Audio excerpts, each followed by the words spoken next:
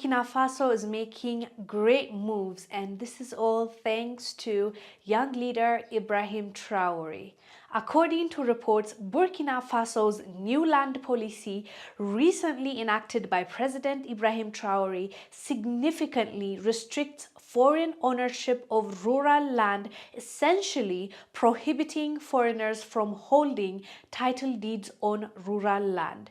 Aiming to strengthen land governance and ensure the state maintains control over national resources, this policy also includes formally recognizing customary land rights of indigenous communities and allowing long-term leases for agricultural purposes only. This is incredible news considering how a lot of African countries to this day don't have majority of the land ownership, especially those that were colonized. The people that came in and colonized the locals, the indigenous people, took over and for the most part didn't return it. So a lot of locals and indigenous people on the continent of Africa are pushed aside. They don't own a lot of their own land. And aside from that, these foreign multinational companies, mining companies, FMCGs, they'll come into a country, buy land, even though they're not locals, they have ownership, they can run it, they can do whatever they please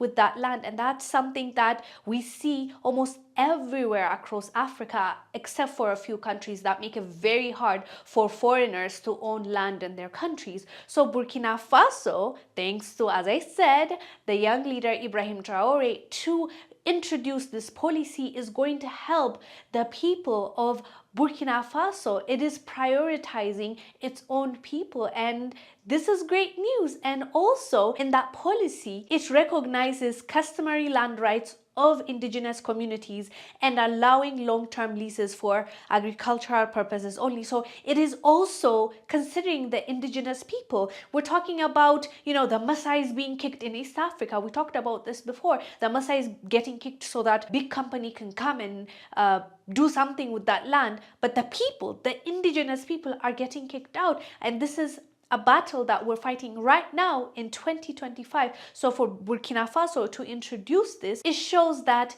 the priority of that government is the people, and we love to see it. And because of this new land policy, there are impacts, of course, like anything else. So for example, it is going to reduce land grabbing.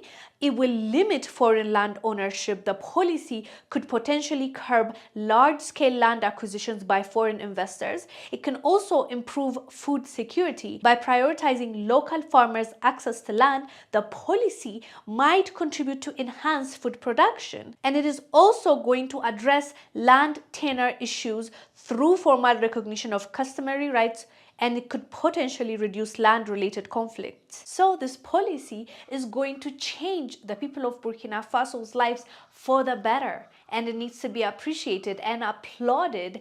This is truly inspiring, and I hope other countries are taking notes, because the issue of land is not a simple thing. People go to war for that. People go to conflict and unalive one another, even if they're in the same country. So for Ibrahim Traore to introduce this, it is going to curb and dodge a lot of issues that might arise and that have already come up. So yeah, well done to Burkina Faso and the leader and the people.